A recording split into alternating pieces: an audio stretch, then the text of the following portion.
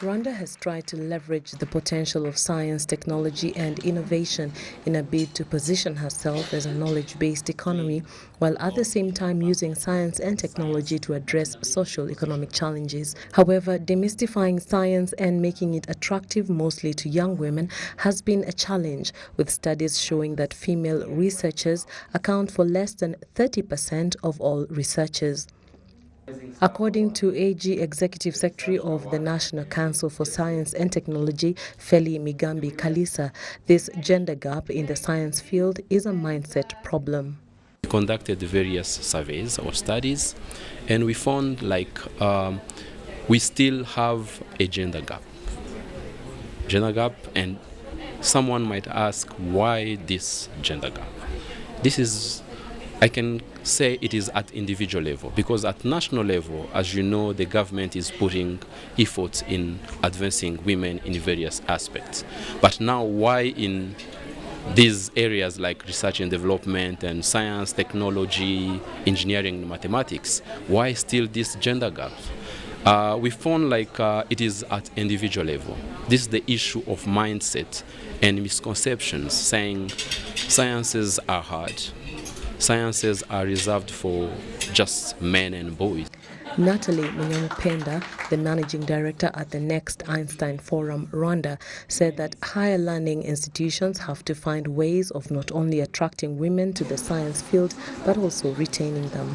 So what happens is we have a lot of women at the bachelor level, so at university, the first degree, level of university, they're very excited, but then they become wives and mothers, and so what the problem is that the education system, so the tertiary education system, the higher education system, hasn't built in ways to retain women after they become mothers, after they have other responsibilities. And so a career in research takes a lot of time. You have to be able to spend 80 hours a week doing research, and someone who has maybe young children, the time that they're supposed to be accelerating in research is also the time when they just became mothers or have other responsibilities, taking care of you and their family.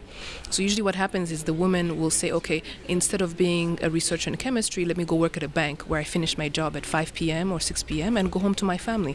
So there has to be very deliberate programs that keep women. Studies show that many of the innovations by scientists hardly leave the labs for the marketplace. Natalie said that effort is required to expedite the lab-to-market process. So the lab-to-market process is definitely broken in almost in the world, but in Africa it's very, very serious. And I think the challenge there is also, again, being deliberate. The private sector has to understand that they have to do a certain amount of upskilling. So you can't just take a researcher or a scientist and then you bring them and then they make business boom. You have to be able to understand your needs and how that person fits into your needs and what levels of skills you have to give them for them to be able to understand business imperatives.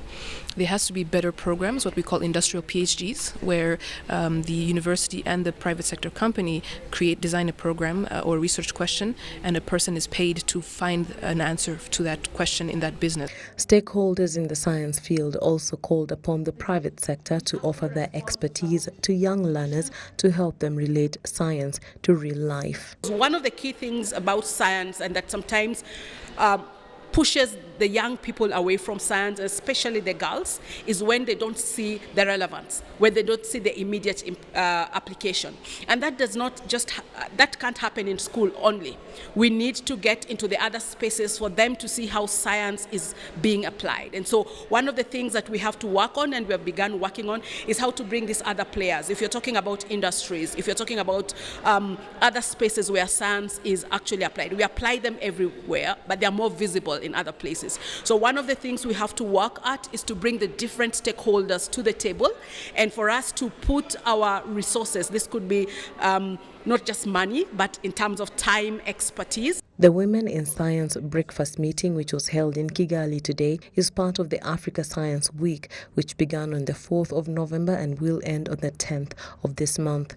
At the event, different categories of women, including Alice Ikuzwe, the brains behind the Rwanda Association of Women in Science and Engineering, Rawise, received awards for their outstanding performance in various science fields.